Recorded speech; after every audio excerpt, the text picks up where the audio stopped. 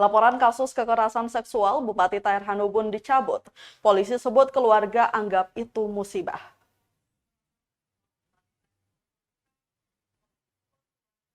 Kepala Bidang Humas Polda Maluku Rum Ohirat akhirnya menjawab pertanyaan publik terkait pencabutan laporan polisi kasus kekerasan seksual dengan terlapor Bupati Maluku Tenggara Tahir Hanubun.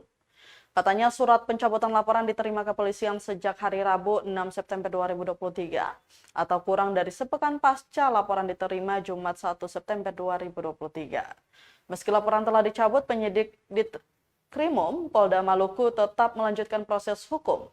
Mengingat tindak pidana kekerasan seksual atau TPKS tidak bisa diselesaikan di luar pengadilan.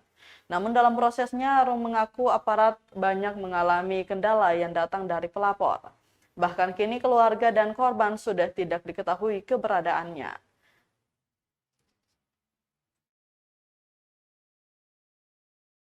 Terima kasih sudah nonton. Jangan lupa like, subscribe, dan share ya.